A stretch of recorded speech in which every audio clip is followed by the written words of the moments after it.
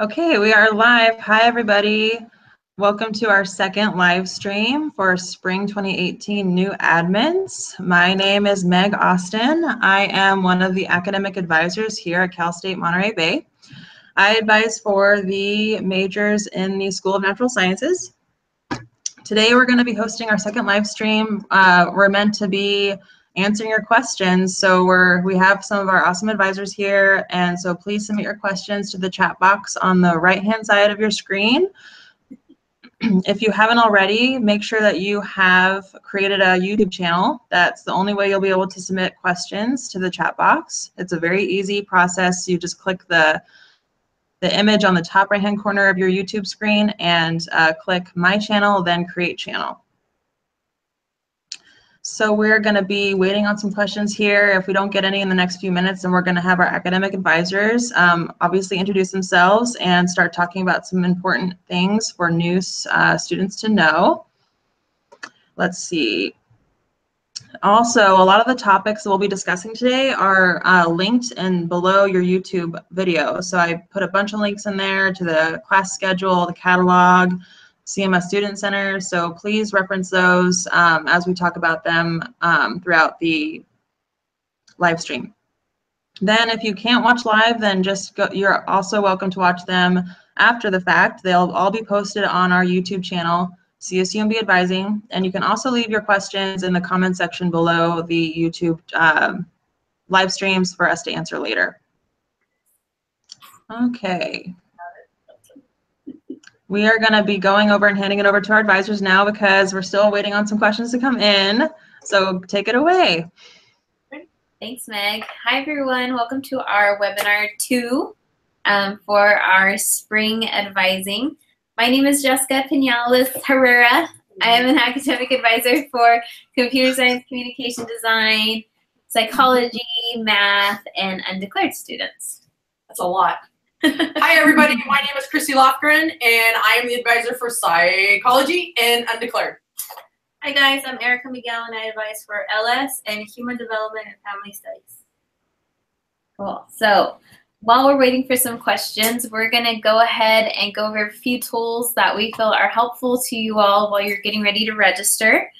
I'm going to go ahead and share my screen here. Alrighty. So right now we're logged into the CSUMB main website. You're able to log into your dashboard here. The dashboard is your kind of go-to for everything that you need for campus. It's where you can access your CSUMB email, which you all will be able to access after December 7th. You also have access to Google Drive here, your CSUMB calendar, CMS, which is where you'll be registering for classes, and we're going to go over that today. And you can also add a bunch of different shortcuts. iLearn is our system that we use for you to be able to access your classes and submit assignments and things like that. So we are going to go over the Student Center. Typically, you just log into your dashboard and then click on the CMS link. We're using a test student today. So it'll look a lot like this. What should we go over? So this is always going to be your go-to spot because on the right-hand side where it says hold, you really want to pay attention to that because if you have a document hold, a finance hold, immunization hold, any kind of hold in that box, you're definitely going to want to click on it and see what that hold is because it could potentially hold you back from registering. So this is, like Jessica said, this is definitely your go-to spot. You're going to always be registering for your classes from this spot.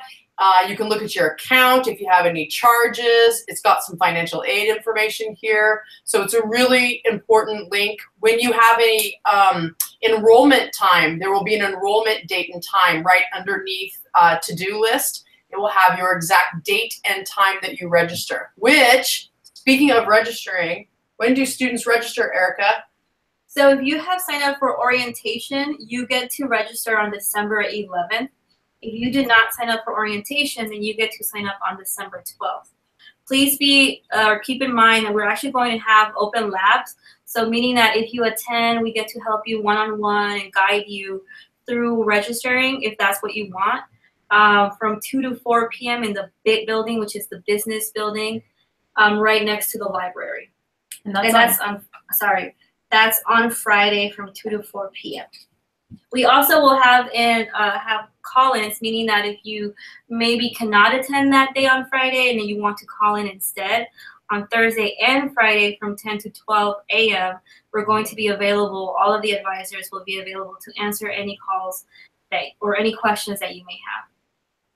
Cool. And that's pretty much, as far as the open labs, we don't expect people to come for hours to drive here.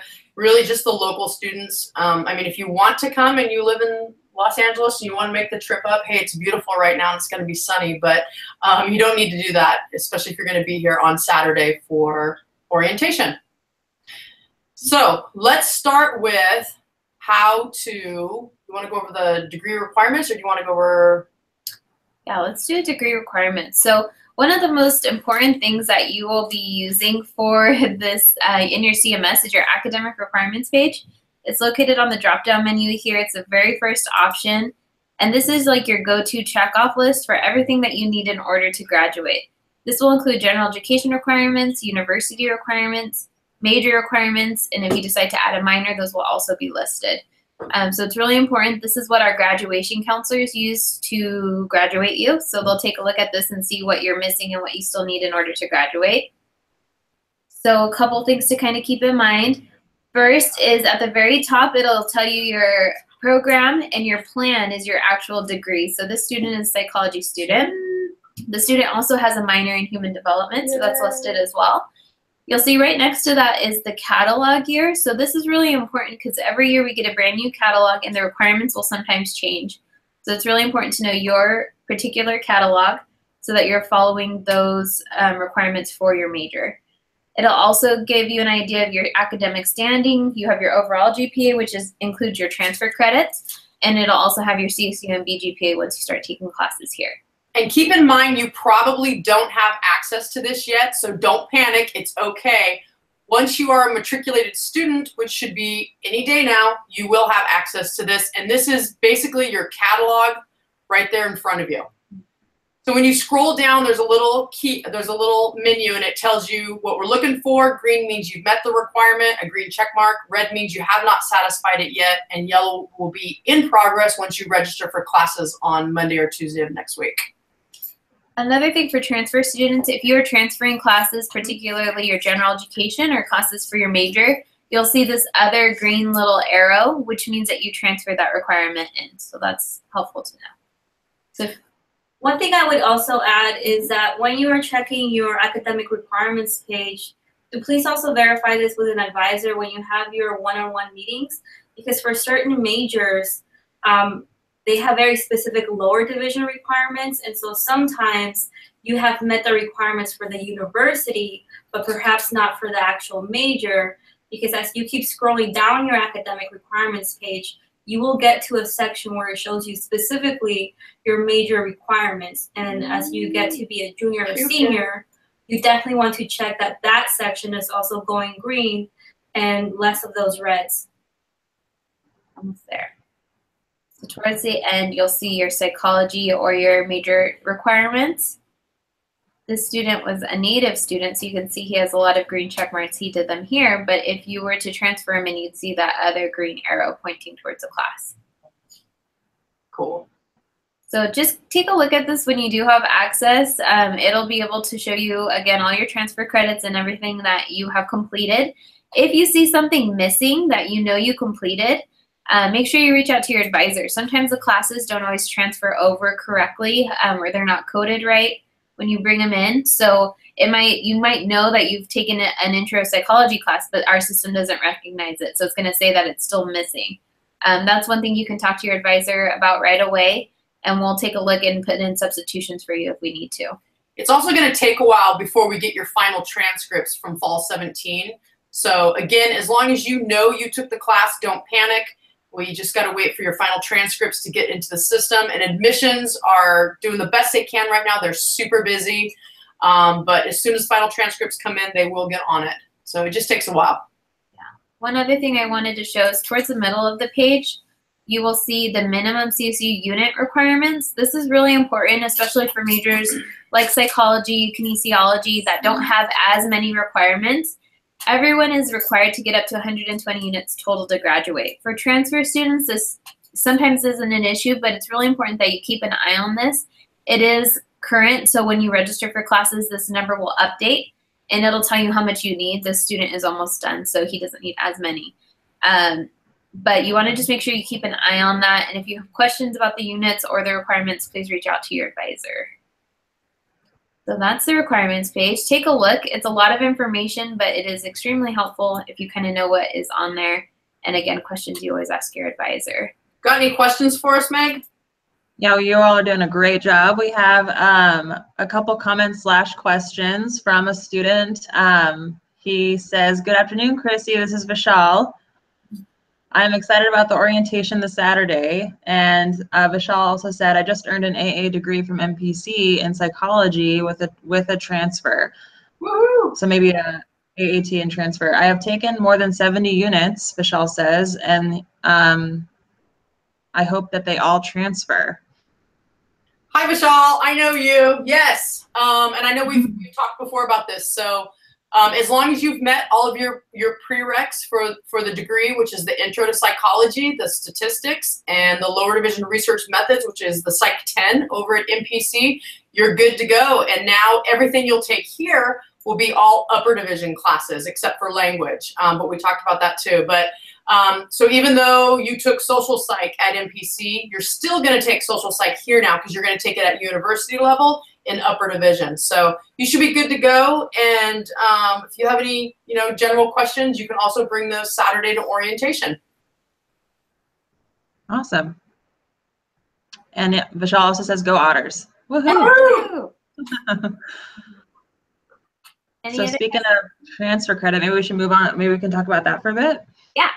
So along with the requirements page, there's a lot of helpful things for you. So as transfer students, you really want to pay attention to your transfer credit report, which again, you can find on this drop-down menu. And it'll pop up here. All right, so like I said, this student started here as a freshman, but up at the top, you'll see if you transferred in from a community college, it'll have the name, it'll have how many units you transferred over. And as transfer students, the maximum number of units you can actually transfer is 70 units. So if you have more than that, if you've taken a bunch of different classes, you'll only get credit for 70 units of those. So make sure you kind of keep an eye on that. If you scroll down a little more, you'll see a list of the classes, when you took them, the name of the classes, how many units you got. And then a little further over, you'll see the CSUMB code. You'll see what we transferred them over as.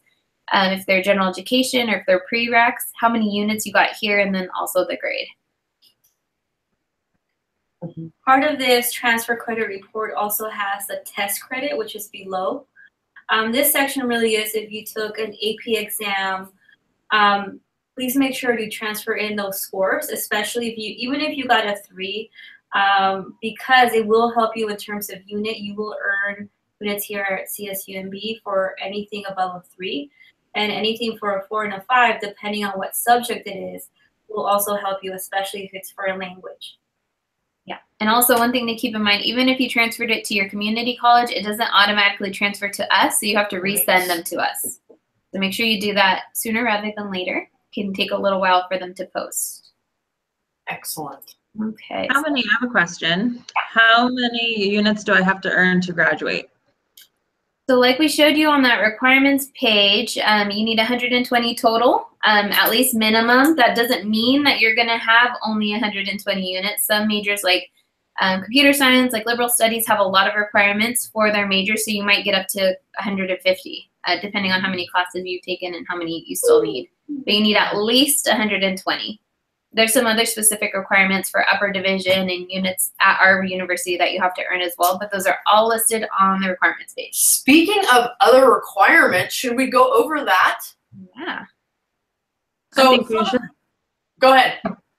No, I think we should. Oh, okay. Well, let's do that. What? Well, the biggest question that we get is language. That's probably the biggest question we get as far as the language requirement here at Monterey Bay. Depending on your major as a transfer student, you may or may not have to do language. So there are certain majors that are exempt from doing it, and that's if you're a high unit major. So Jessica just brought up the screen right now, biology, business, computer science, anything in your sciences, marine science, if you're mathematics, liberal studies, nursing, or if you're sustainable hospitality management. You do not have to do language if you are A through E complete and you've hit the unit count. But if your major is not listed there, hello, kinesiology, psychology, and everything else, then you need to get to the intermediate or third level of another language. So there's a lot of different ways that you can fill this language requirement. Some of them are listed here. The most common ways to take a class, at least one, you need the intermediate level. How you get there is totally up to you. You may have taken classes at a high school. You may have taken classes at your community college. All will help you get to that upper level, but you just have to get to the intermediate level. On our campus, we offer Italian, Japanese, American Sign Language, and Spanish. So if you're interested in those languages, and if you haven't taken any language before, you can go ahead and jump into the 101 level.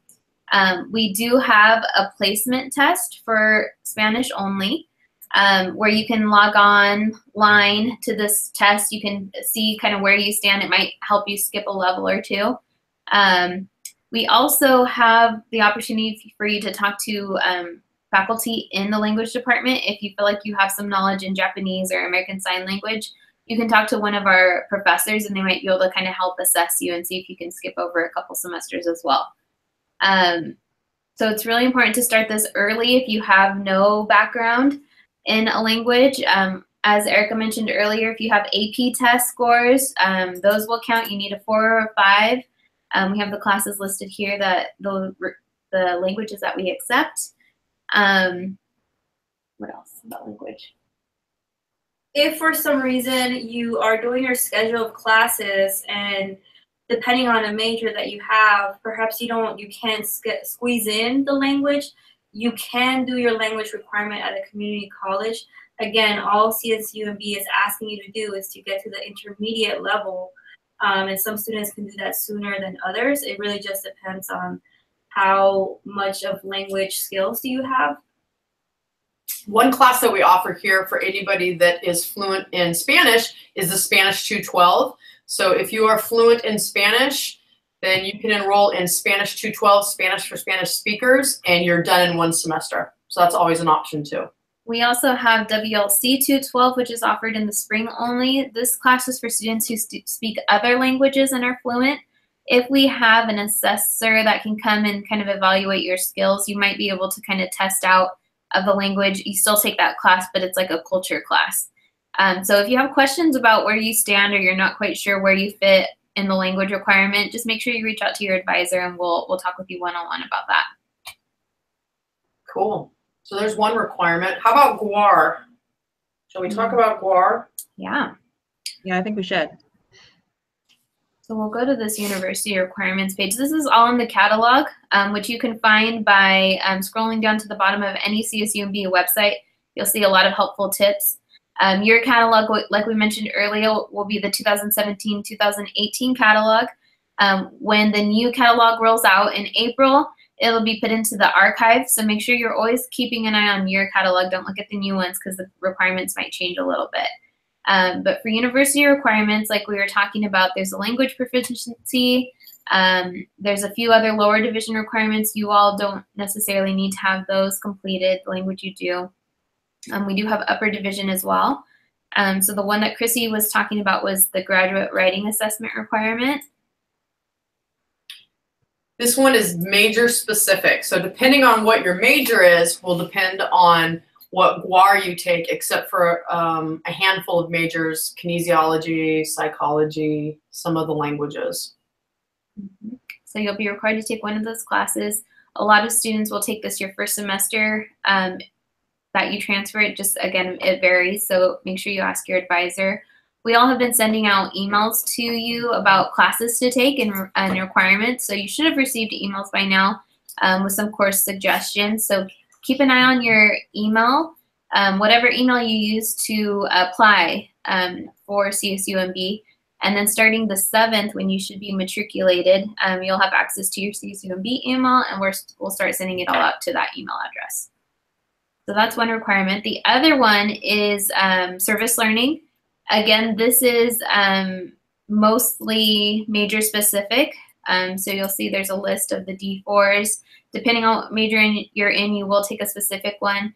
For those majors that don't have an assigned one, your advisor will give you some recommendations for classes that you can take. But this is another university requirement that you will be completing here. Excellent. Maybe we should show them their specific catalog since we're on that page too. Cool. We had a couple questions come in too, so we can do that maybe after we answer some of these questions. Yeah. Okay, well, the first one I think anybody in this office could answer. Hey, Chrissy, are you still a hardcore Dallas Cowboys fan? Woo woo! Yes. Of course. So, and then Vishal also asked, or is saying that that they're fluent in Hindi and that they speak it, read it, and understand it fluently. I think there is a list of languages that they can use in the WLC 212 course to just take that one class. So they could either consult with one of us or the World Language and Culture Department to see if that language, if you can use that language, Vishal, towards the WLC 212 class, so you just have to take one class. Okay. Then Christine's asking, when do I have to choose a concentration? Do I still have time to decide? Good question. For most majors, I would say the sooner the better. So that way you get into the right classes. A lot of concentrations, at least in my majors for computer science, communication design, classes are only offered during certain semesters. So the sooner you have that concentration picked out, the better, so you stay on track to graduate. If you kind of wait, a lot of times it might push things back a little bit for you. And not every major has concentrations, so that's something to think about too. Mm-hmm. Very good points. Okay. Also, Anna's asking, when do I add a minor? Good question, Anna. So I would say that for a minor, again, not all majors require that you choose a minor. Some of them do, like liberal studies require that you choose one. For some other majors, maybe you want to add a minor because of the 120 requirement to get to the 120 unit. For instance, HCFS is really light. So for that major, it's recommended that students add a minor to be able to get to that number. But not everybody is required to choose one. And if you do want one, it's recommended that you really start exploring the second semester or even the first semester of sophomore year, since most minor classes, if not all of them, are upper division, so 300 level or above, which is really for juniors or seniors.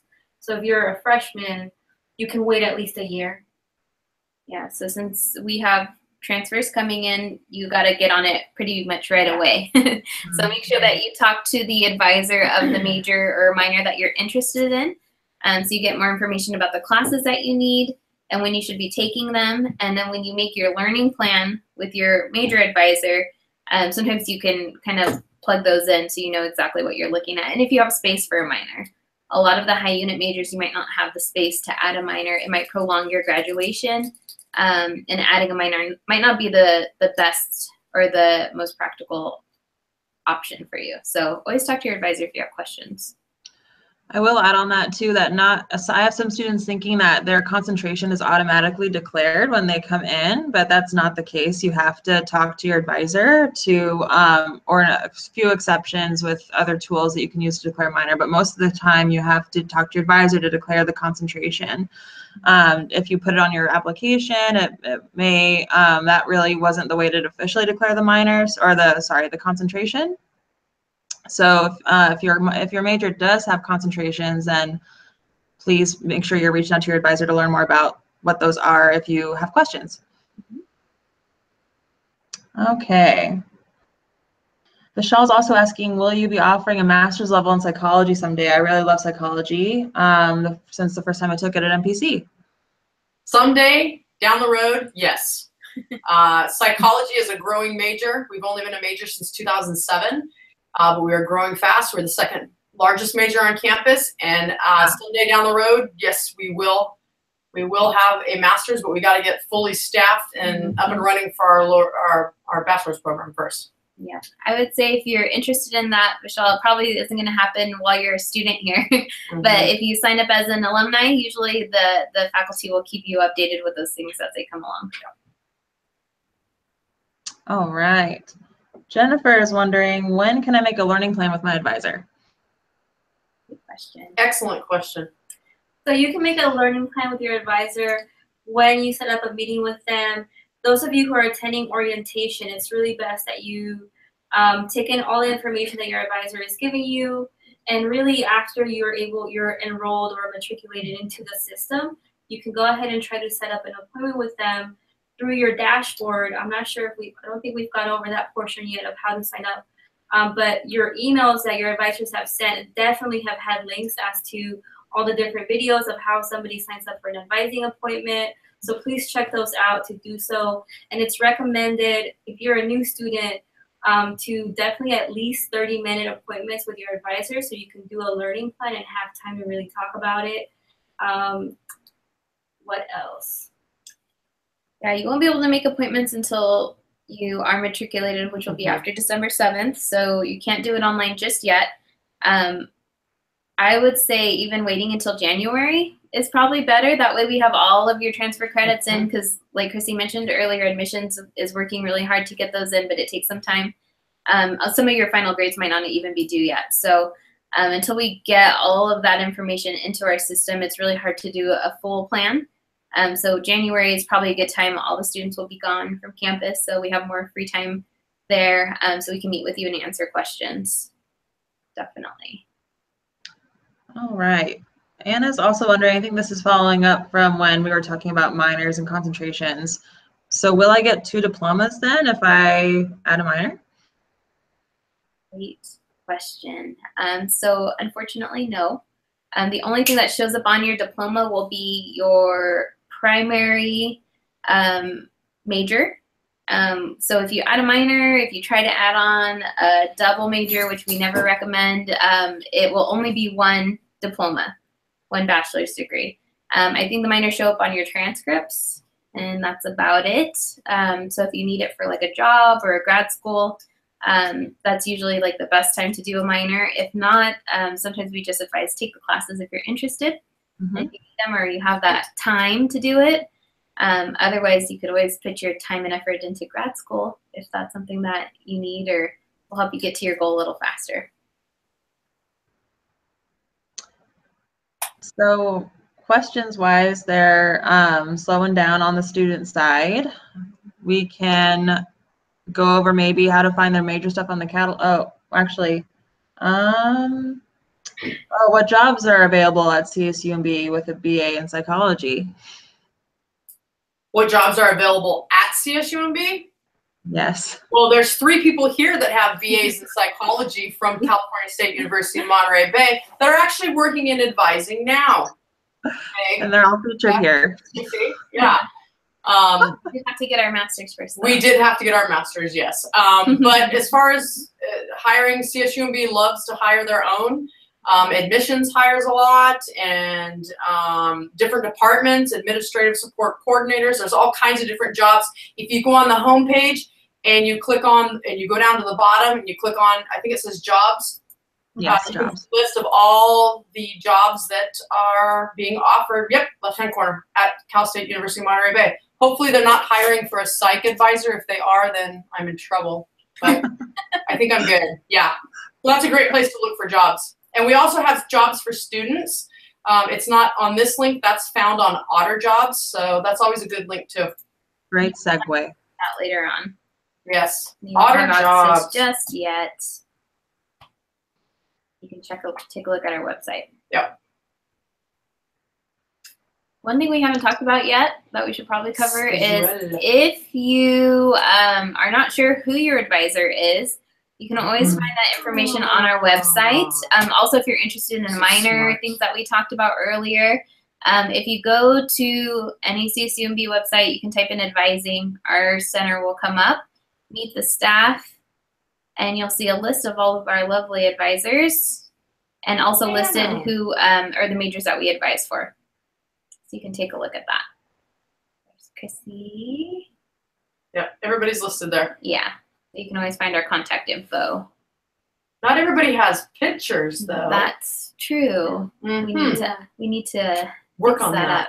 Some advisors, come in the middle of the year and they get to miss out on fancy photo shoots. But they're really working tough on, really hard to get their picture up so everybody knows who they are. All right, perfect. You can also find our contact information at where we're located. Most of us are located in the library on the 3rd floor. Anna and Meg are actually located in the Chapman Science Center on the 1st floor. So you can always find them there, but most of us are in the library. A couple more coming in. Oh. How many extra classes will be added if I add a minor? That will vary. You can always, check the catalog. Usually it's like 16 to 20 more units, which is about 4 to 5 classes. Some of those minors might have prerequisites that you have to do though, so it could be more than that. So take a look at the catalog. Yes. How about the schedule? Where do I find the schedule? What if I want to see a list of all the classes that Cal State University Monterey Bay offers, Jessica? How do I find that? So if you're on the CSUMB website, scroll all the way down to the bottom and click class schedule. Bam. The most current schedule will pop up. You can look for classes under subject or under requirement. So say you want to take a computer science class. You can take a look at the classes. If a class is full, that means it's full and you can't get into it just yet. It'll give you the time that it's offered, how many seats are available, section number, which is important if you're looking for to add the class, you want to know the section number. Each class has an individual CRN number, which is the course number, and that's how you add it to your shopping cart. All of these different things are available to see in our videos that we have on our website. So if this dialogue sounds a little weird to you, just take a look at those videos and they'll break things down. So what if I want to add CST 205? Why does it say permission required? Great minds think alike. Such a good question. So Erica thought of it. It just transfers to my brain. So if that's the case, when you are looking at a class that has permission required, you want to actually select that class. And when you do, if you scroll a little bit further, it'll instruct you as to who you're going to ask permission from. Sometimes like this one to register, you need permission from the instructor. And so if that's the case, then you would email, for instance, for this class, this particular instructor. But for some other classes, it'll just have learn more about permission codes. And if you click on that link, it will give you a very thorough list of the emails, of the specific email that you'll use to reach out for that specific subject. So for instance, for geology, you would email maustin@csumb.edu. And so that is definitely the person that you want to reach out to when you're looking for permission codes. I wonder who that is. And please keep in mind that for certain majors, there are a lot of classes that require permission codes. So give that person that you're emailing a little bit of time to get back to you with your permission code. And don't feel like if you don't get it within 24 hours that they don't have your email. It's just because for some people, they are dealing or have to really give out a lot of permission codes. And so it takes a little bit of time. So just be patient. Yeah, also give as much information as possible. Make sure you give your student ID number when you're asking for a code. Make sure you give the section number like we said. So some classes have multiple sections. If you scroll and you'll see that, this is a bad example, but some of them have multiple sections of classes, like no, that's a bad one. Anyways, they have multiple sections. So make sure you pay attention to it and give us the section number, because if you give us a CRN, it's a little harder to track that down. But the section number we will definitely have access to. One thing I guess to show what this one is, a lot of our classes have labs attached to them. So normally those are kind of distinguished by a bigger number like 51. And sometimes they'll have 0 units attached to it. So if it has section 1 and then right after it is 51 and one of them has 0 units, that usually means it's the same class. They just kind of break it down into different kind of components for class purposes. So just keep an eye on that. Great points. We have a couple more questions, and then maybe we could start wrapping up. Cool. Can you stop sharing? If my advisor is out, can I meet with somebody else? One student is asking. Great question. So usually no. Most of us are specialized in specific majors. So if you have a question about classes that you're taking or things like that, only that advisor will really know. If your advisor is out for an extended period of time, usually we'll have somebody cover, so you'll be able to talk to somebody. Some of our majors, like business and psychology, have 2 advisors assigned. So if that's the case, then you can usually go to either. Business is kind of broken down alphabetically. So typically you're assigned to 1 advisor, and that's the person you should talk to.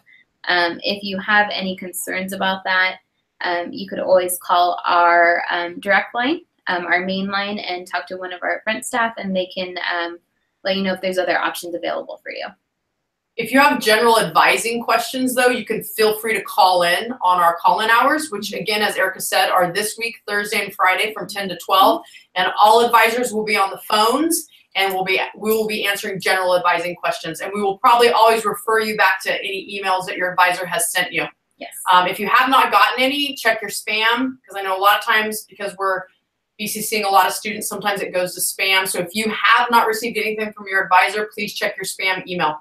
And again, this is the email that you registered on Cal State Apply for. Good point. Yeah.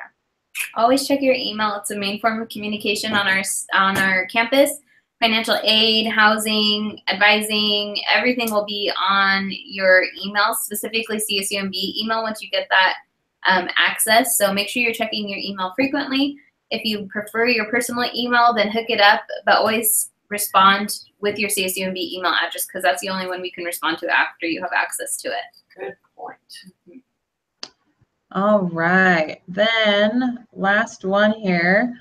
Will my advisor help me add my classes on registration day? Great question.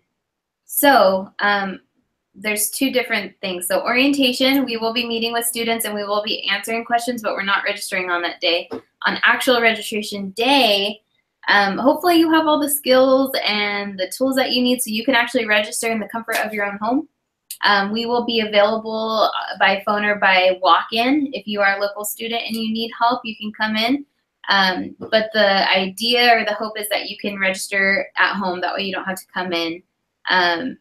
If you are having trouble, then of course always feel free to contact your advisor, but you should be registering at home. And keep in mind, walk-ins are just quick 10-minute walk-in sessions, so we wouldn't have time to sit there and load your shopping cart and go over all your classes.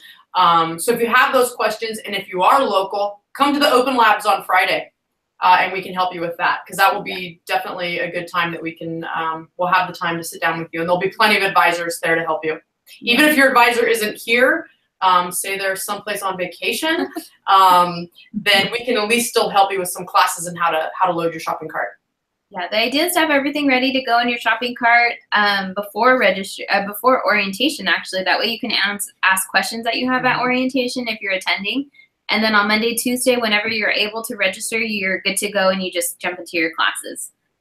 So if you do have questions or concerns, make sure you reach out ahead of time.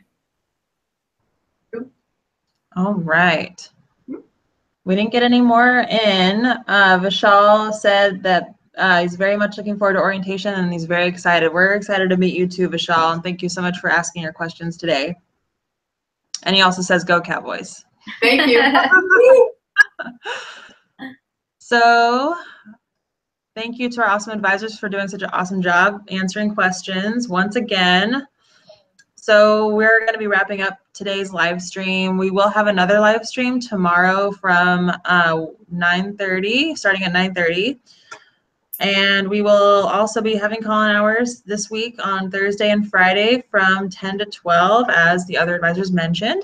Then also our open lab on Friday the 8th from 2 to 4 in the BIP building. So that the open lab there is really mainly encouraged for local students. You don't need to drive from out of town to attend the open labs. You're welcome to call us in during the call-in hours or email your advisor if you have questions. Also, make sure you pay for parking if you do come for the open hours, because our parking services will give you a ticket, even if you're here for a few minutes. Yeah. They are very on top of that. Great point. So there should be vending little pillar things to get your parking ticket at various parking lots on campus. Good point. Excellent. She's so smart. Registration again, reminder for those who signed up for orientation, we'll be registering on December 11th, Monday, and then the December 12th, people will be able to register who did not sign up for orientation. Orientation's on Saturday. We'll look forward to seeing everyone there who has signed up for orientation. And please be sure that you are checking your emails. We are emailing your email address that you put in the application right now. But as of matriculation from December 7th, you should be able to access your csumb.edu email address.